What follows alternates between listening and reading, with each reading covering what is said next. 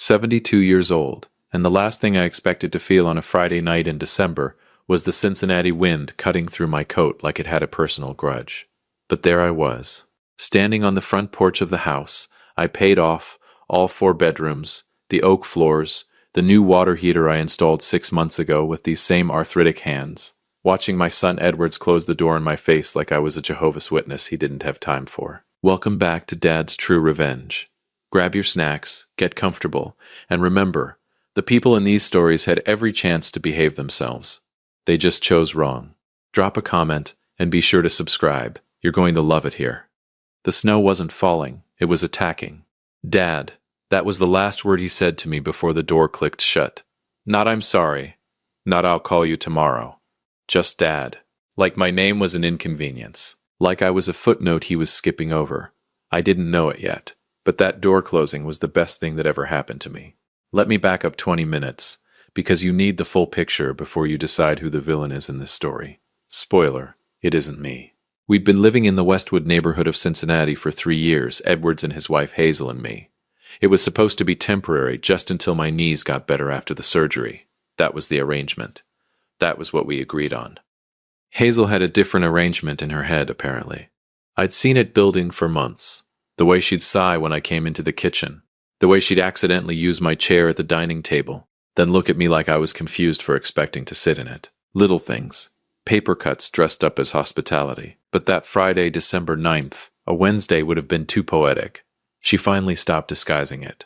I was in my room, the small one off the hallway that used to be a storage closet before Edwards cleaned it out for me, when I heard them arguing in the kitchen. I wasn't trying to eavesdrop. The walls in that house are thin as excuses. He's not even sick, Edwards. Hazel's voice had that practiced edge to it, calm enough to sound reasonable, sharp enough to draw blood. He walks around here like it's his house. It was his house, Hazel. Was. Past tense. We're the ones making the payments now. I made 2 years of payments on that house before I handed Edwards the deed. But sure. Past tense. I sat on the edge of my bed listening to my daughter-in-law dismantle 40 years of my life in about 11 minutes. She was good. I'll give her that. She had a whole presentation. I half expected a PowerPoint. The Medicare costs. The grocery bill. The way I took over the living room. The fact that I had opinions about how she raised her kids. For the record, I mentioned once that the boys probably shouldn't eat cereal for dinner 3 nights in a row. Once. He needs to go. Edwards, he has options. He's 72. Plenty of people his age live independently. She paused. Or there are facilities. Facilities. The word landed in my chest like a stone in still water. She meant a nursing home. She'd been researching nursing homes. My daughter-in-law had been on the internet, quietly building a case for where to warehouse me, like I was furniture she needed to donate before it took up too much space. I stood up, put on my coat. That old brown one Violet bought me back in 2003 from a shop on Reading Road that's been a vape store for years now. I didn't plan what happened next. I just moved. I walked out of that closet bedroom, down the hall, past the family photos on the wall, photos that included me, by the way, smiling like an idiot who didn't see any of this coming, and into the kitchen. Hazel went quiet when she saw me. Edwards looked at the floor. I heard enough, I said. No dramatics. No shaking voice. I'll get out of your way. Dad, don't. I held up a hand. I'm not doing the part where you apologize and we pretend she didn't say what she said. I'm too old for that scene. Hazel lifted her chin. McCall, nobody's asking you to. Hazel. I looked at her steady. You've been asking me to leave since Labor Day. I'm just finally listening. I went back to my room, grabbed the go bag I'd kept packed for 15 years, old habit from a life I never told Edwards about, and walked to the front door. That's when Hazel said it. I want you to remember she said it. Because I certainly did. Get out, you useless burden. Not a whisper, not something she could walk back and blame on stress. Full volume, like she'd been saving it. Edwards said nothing. I opened the front door and walked into the Cincinnati winter like it was a Friday. Because it was. The Westwood streets at 9 p.m. in December are not a place a 72-year-old man with bad knees should be standing. Let me tell you. The neighborhood was quiet, the Christmas lights on the porches doing their cheerful best while I stood on the sidewalk wondering what exactly my next move was. I had a next move. I always had a next move. I just hadn't planned on needing it tonight. I started walking west on Montana Avenue, toward the community center on the corner of Boudinot. Not because I had a plan, because my feet knew something my brain hadn't caught up to yet. My phone buzzed. Edwards. I stared at the name on the screen. Let it ring. 2 blocks later, the cold hit different. My left knee, the bad one, locked up on a patch of ice outside the old barber shop, and I went down. Not all the way. I caught myself on a parked car, but hard enough. I stood there for a minute, breathing steam into the dark, snow landing on my shoulders. Here's the thing about being old that nobody in their 30s understands yet. It's not the big losses that wear you down. It's the small indignities. It's the moment you realize your own body has started agreeing with the people who think you're done. I pulled out my phone, not to call Edwards, not to call anyone who'd make me explain myself tonight. I dialed Ramirez, Officer Dante Ramirez, 23 years on the Cincinnati PD. He'd been the first cop on scene when Violet died, back in '94, a December just like this one. He brought me coffee, stayed until the sun came up, never asked me anything I didn't want to answer. He owed me nothing. But somehow, over 30 years, that man had become the person I called when the world stopped making sense. McCall. He picked up on the second ring. It's 10 o'clock. 9:43, I corrected. A pause. Where are you? Montana and Boudinot. I fell a little. You fell. Not all the way. Mostly my knee gave a throb that rewrote the sentence for me. Ramirez. I might need a minute here. I heard him already moving. Keys jingling. Door opening. I didn't know it yet, but in about 4 hours Edwards would be getting a phone call. And everything Hazel thought she'd buried, everything I'd spent 30 years building in silence, was about to walk into the light. Stay on the line, Ramirez said. Don't move. The snow kept falling on Boudinot Avenue, and somewhere 30 years of secrets were about to stop being secret. There's a particular kind of cold that only Cincinnati delivers in December, the kind that doesn't just chill you, it interrogates you. Sitting on the hood of a stranger's parked Buick on Boudinot Avenue, my bad knee throbbing like a metronome set to misery, I had plenty of time to let that cold ask its questions. Why didn't you tell him, McCall? 30 years. 30 years of Tuesday night foundation meetings, of quietly redirecting money, of building something in Violet's name while Edwards thought I was just a tired old man watching the History Channel and clipping coupons. 30 years of keeping the biggest thing I'd ever done completely invisible to the one person who should have known, because he would have made it about him, or Hazel would have made it about money, and Violet deserved better than that. Ramirez pulled up in 11 minutes. I counted. His department issue Ford looked like a spaceship in all that snow, the headlights cutting through the dark on Boudinot like God finally decided to answer a message I'd sent 3 hours ago. He stepped out without the lights on. Ramirez never liked spectacle. In 2003 years of Cincinnati PD, the man had solved problems the way a good surgeon operates, quietly, precisely, and without an audience. He looked at me on that Buick hood and had the audacity to almost smile. You look terrible, he said. I've looked worse. Yeah. He walked over, assessed my knee with a quick look, didn't touch it. 1994 comes to mind. That landed somewhere deep. December 1994, the night Violet died. I'd looked considerably worse that night, sitting in a hospital hallway in Clifton, still wearing my work clothes from the factory, unable to form a sentence that made any sense. Can you walk? Ramirez asked. I walked 2 blocks in a blizzard with a bad knee and my dignity mostly intact. Yes, I can walk. Mostly intact, he repeated. Don't push it. He helped me to the car anyway. Not because I needed it. Well, not entirely. But because Ramirez was the kind of man who understood the difference between helping someone and humiliating them. He helped me like a partner, not a nurse. Hand on the elbow, steady pressure, no commentary. I settled into the passenger seat, and he cranked the heat without asking. I didn't know it yet, but about 2 miles from where we were sitting, something was already happening at the Westwood Community Center on Boudinot that would make every decision I'd ever quietly made feel like it was building toward this exact Friday night. You want to tell me what happened? Ramirez said, pulling out onto Montana. Hazel happened. He nodded slowly, the way a man nods when he's heard a name used as a diagnosis before. She finally did it. No hesitation, like she'd been rehearsing. Ramirez's jaw tightened, just slightly. And Edwards? I looked out the window at the snow burying Westwood 1 inch at a time. Edwards stood there, I said, like a man watching a car accident that he'd already decided wasn't his problem. The silence in that car had weight to it. Where do you want to go, McCall? And here's where I should have said a hotel, or my attorney's office on Erie Avenue, or literally anywhere that wasn't about to turn my quiet, carefully constructed secret life into a Cincinnati news segment. Just drive, I said. I need 10 minutes to think. Ramirez drove. That was one of his gifts. The man could be present without being loud about it. We moved through Westwood in the snow, past the barber shop, past the church on Epworth, past the little Dominican place on the corner that made the rice I'd been eating every Sunday for 12 years. And then Ramirez slowed down. McCall, I see it. The Westwood Community Center. The Westwood Community Center. The one that sat on the corner of Boudinot and Epworth. The one whose HVAC system I'd personally funded in 2019 because the kids were wearing coats indoors. Was lit up like it was Easter Sunday. Cars lined both sides of the street. People stood outside in the snow. Not a handful of people. Hundreds of people. Coats and scarves and candles cupped against the wind. Standing in the parking lot and spilling onto the sidewalk, a silent crowd in the middle of a Friday night blizzard that had absolutely no business being there. I stared. When did you... I started. I made a call, Ramirez said quietly. When you called me, I made a call. Ramirez, you built that place, McCall. His voice had that careful evenness it got when he was holding something in. You built half of this neighborhood. You think I was going to let you sit on a car hood in the snow and not tell somebody?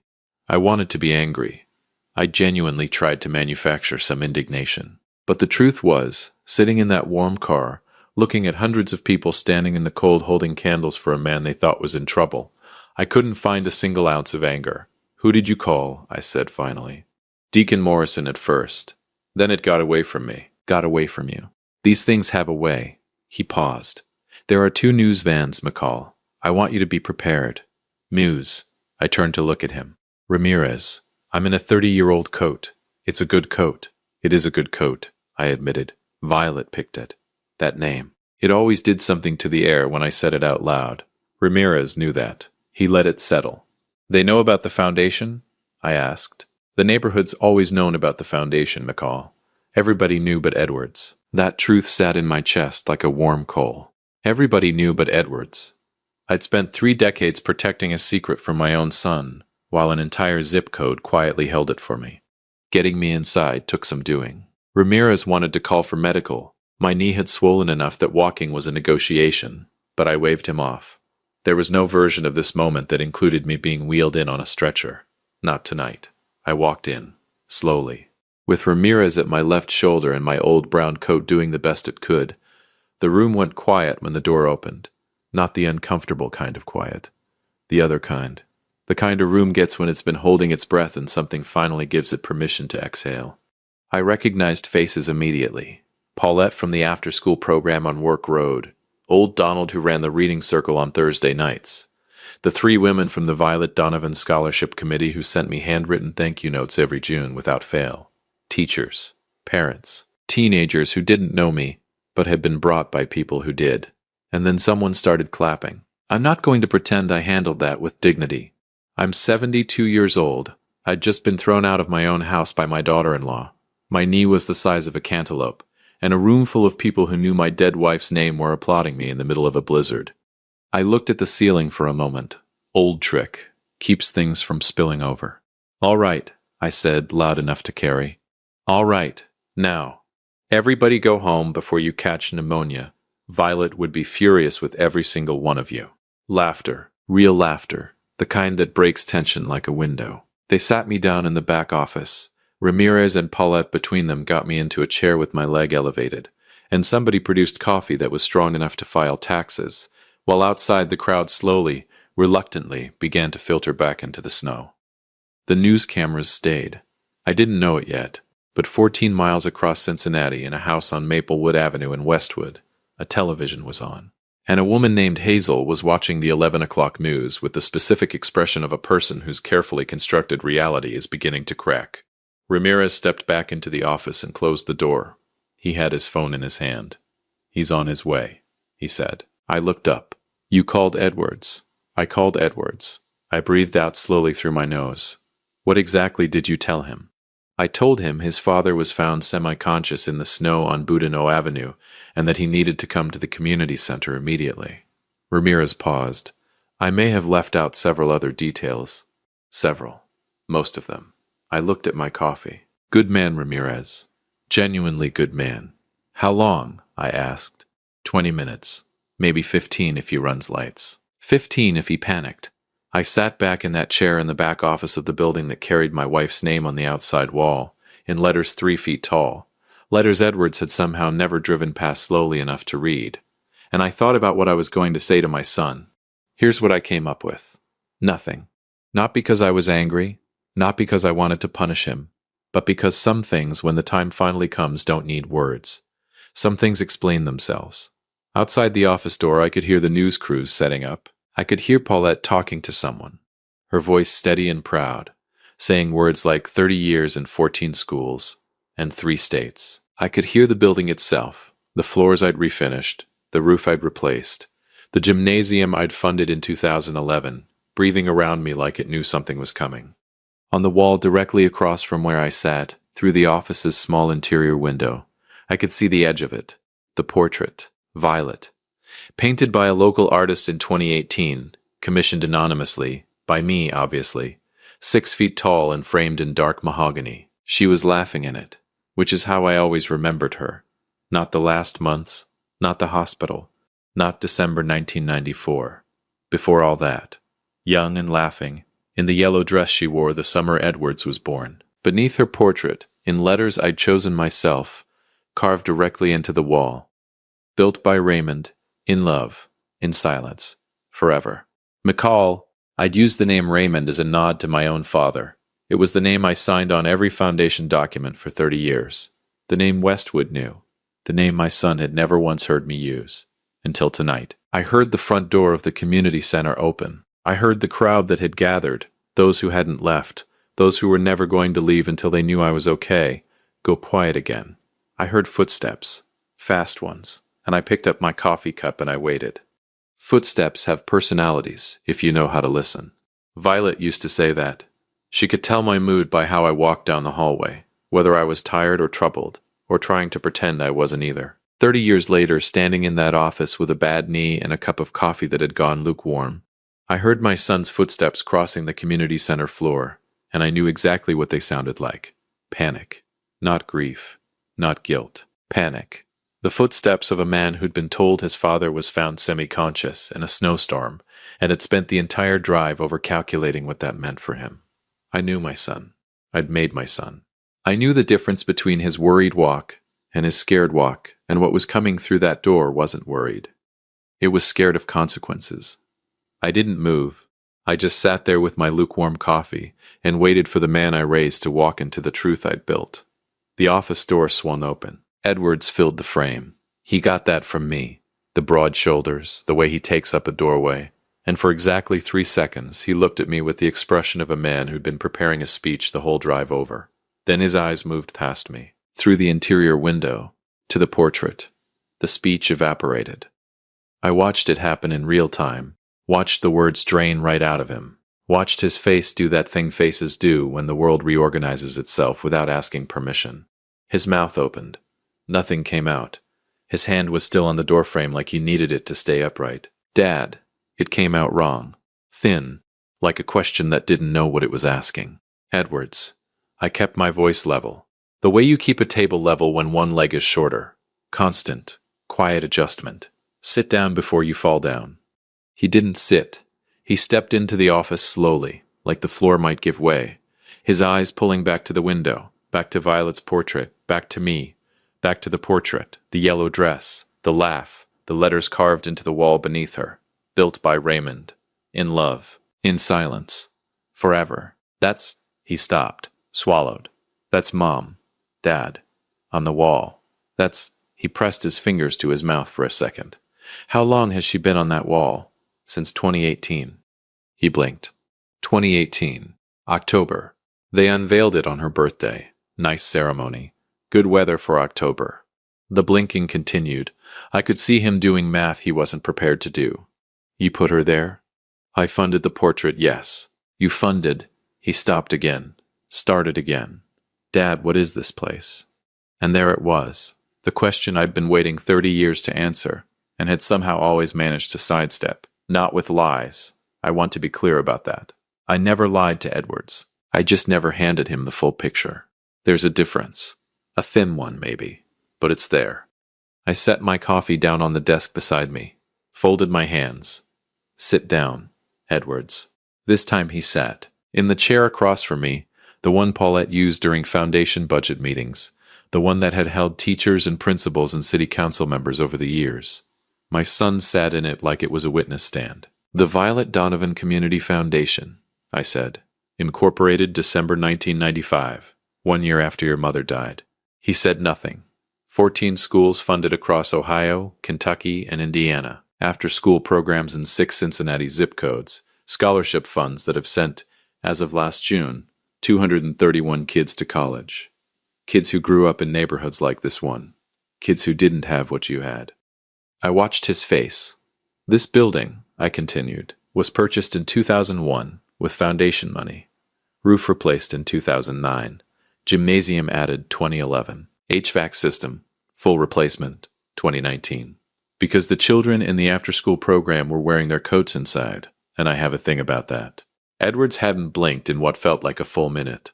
The name on the foundation documents, I said, is Raymond. My father's name. I used it because I didn't want... I paused, chose carefully. I didn't want it to become something other than what it was. It wasn't about credit. It was about Violet. The silence in that small office was the loudest thing I'd heard all night, and I'd been thrown into a Cincinnati blizzard 3 hours ago. Dad? His voice had changed. The panic was gone. Something rawer had moved in. How? Where did the money come from? You worked at the factory for 31 years. Yes. I shifted my leg carefully. What I never told you, what I didn't see the need to tell you frankly, was that your grandfather left me a significant amount when he passed in 1993. Not a fortune, but significant. I put it in a trust the year after Violet died, and I never touched a dollar of it personally. I met his eyes. Not $1, Edwards. It was always hers. It was always for this. He leaned forward with his elbows on his knees and put his face in his hands. I let him have that. Outside the office, I could hear the building. Paulette's voice, low and steady, talking to the news crew. The shuffle of the last few dozen people who'd refused to go home until they knew I was all right. Somewhere out there, a camera was rolling, and a reporter was getting the kind of story that doesn't come along often. The kind where the truth is so much better than anything you could invent. I didn't know it yet, but 14 miles away, Hazel was having a completely different kind of evening. Why didn't you tell me? Edward said finally. He looked up. His eyes were red. 30 years, Dad. I thought you just watched the History Channel and clipped coupons. He winced. Hard. Because you would have told Hazel, I said, simply, directly. The way you say things when you're too old and too cold and too tired for the scenic route. And Hazel would have made it a conversation about assets and inheritance and what's owed to whom. And this, I gestured toward the window, toward Violet's portrait, toward all of it. This was never about assets, son. This was about the woman who made you possible. This was about doing right by her when I couldn't do anything else. His jaw worked. She deserved a monument, I said quietly. I built her one. I just built it where people could actually use it. Edward stood up. Slowly, he walked to the interior window and stood there looking at his mother's portrait. The yellow dress, the laugh, that laugh that used to fill our house on Maplewood like weather. And I watched my son see his mother for the first time in the way I'd always seen her. Not as a memory, as a legacy. His shoulders shook once. He kept his back to me, which I respected. Men of his generation didn't love being seen falling apart. I understood that. I'd raised him with some of my own worst habits. She'd have hated this, he said, his voice rough. The portrait. The fuss. She'd have been mortified. Then she'd have cried about it privately and never admitted it. He made a sound, half laugh, half something else, that I hadn't heard from him since he was about 9 years old. And in that sound, I heard my son. Not Hazel's husband, not the man who'd stood silent in the kitchen while my dignity was auctioned off. My son. The kid who used to fall asleep on Violet's lap during thunderstorms and pretended in the morning that he hadn't. He turned around. Dad, What Hazel said tonight. I'm not doing that conversation tonight. Tonight I'm sitting here with a bad knee and a lukewarm coffee and the full intention of accepting exactly one apology, which will be yours, and then sleeping somewhere warm. He nodded slowly. I'm sorry. No preamble. No qualifications. I'm sorry I let her say that. I'm sorry I didn't. I should have. I let that sit exactly as long as it needed to. Ramirez knows somewhere I can stay tonight, I asked. You'll stay with? I won't be staying at the house, Edwards. He absorbed that. Right. He pulled out his phone, and his face changed again, the way it does when someone checks a screen and finds something they weren't ready for. He turned the phone toward me. 17 missed calls. Hazel's mother. Hazel's sister. 3 numbers he didn't recognize. And at the top, a text from Hazel herself. That read, and I'm quoting directly because I asked him to read it to me twice to make sure I had it right. They're saying on the news he built the whole community center. They're saying he's been funding schools for 30 years. Edwards, my mother just called me. My sister just called me. Please tell me this isn't what it looks like. I said nothing. This was the part where I was supposed to feel something triumphant, some hot flush of vindication. Hazel, who had stood in her kitchen and called me a useless burden, with the confidence of a woman who'd done her research, was now watching the 11 o'clock news learn exactly how wrong her research was. What I actually felt was tired and old, and a little bit sad that it had taken a snowstorm to get my son to look at me clearly. But underneath all of that, quiet and warm and stubborn as Violet herself, was something that felt a lot like peace. Come here, I said to Edwards. He walked over, stood next to my chair. I reached up and put my hand on his arm, the way I used to when he was small and needed reminding that the world wasn't ending. Your mother would have loved what this place became, I said. And she would have loved you anyway. She always did. You made that harder than it needed to be tonight, but I patted his arm once. She'd have loved you anyway. He put his hand over mine and didn't say anything. Good. Some things don't need words.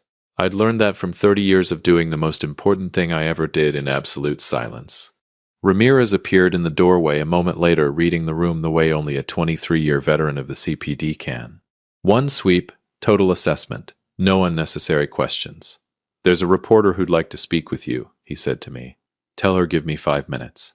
Him. Tell him give me 5 minutes. Ramirez nodded and pulled the door half closed behind him. I looked at Edwards.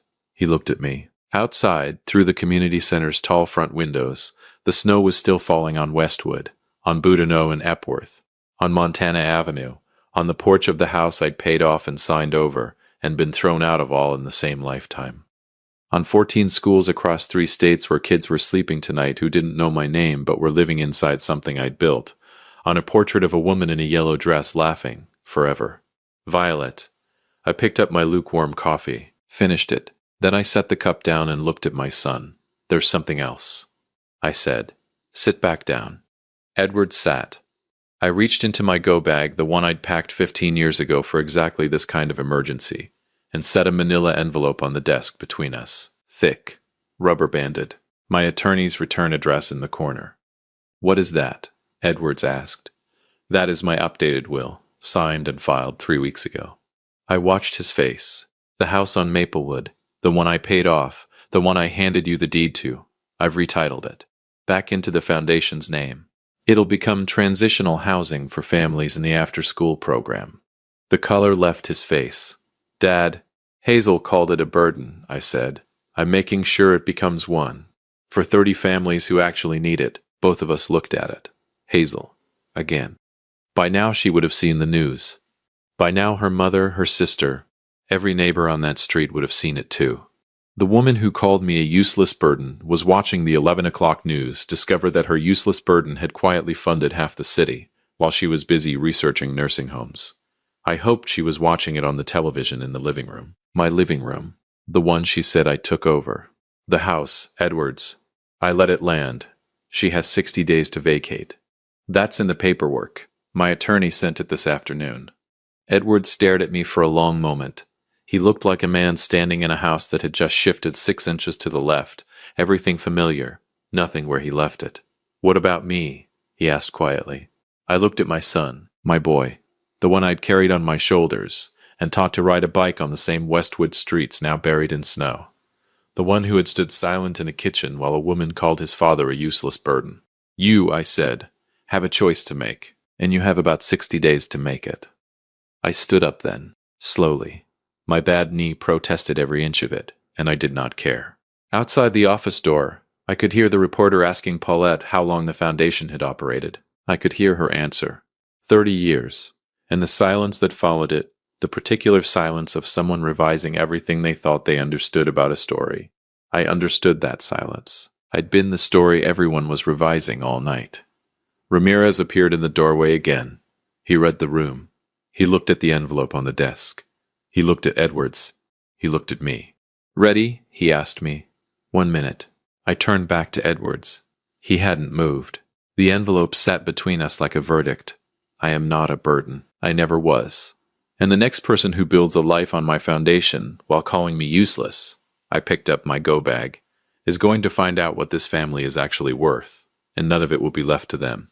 I walked past him, through the door, and out into the community center. The reporter was waiting near the front entrance, young, serious, the camera behind him still rolling. Paulette stood to the side with the quiet pride of a woman who has known a secret for 30 years and is finally allowed to stop keeping it.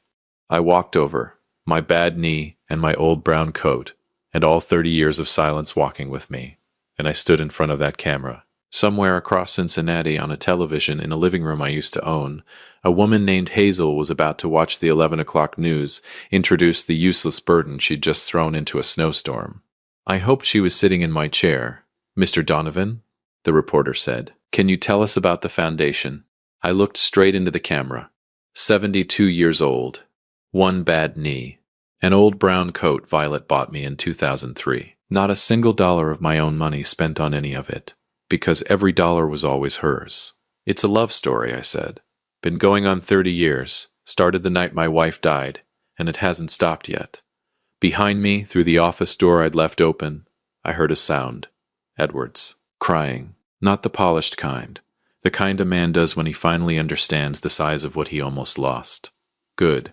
Let him cry. Some lessons have to cost something before they stick. Violet would have agreed with me. She always did, in the end. The snow kept falling on Westwood. The camera kept rolling. And somewhere under 6 feet of laughing portrait and 30 years of silence, a woman in a yellow dress was finally fully irreversibly known. That was enough. That was more than enough.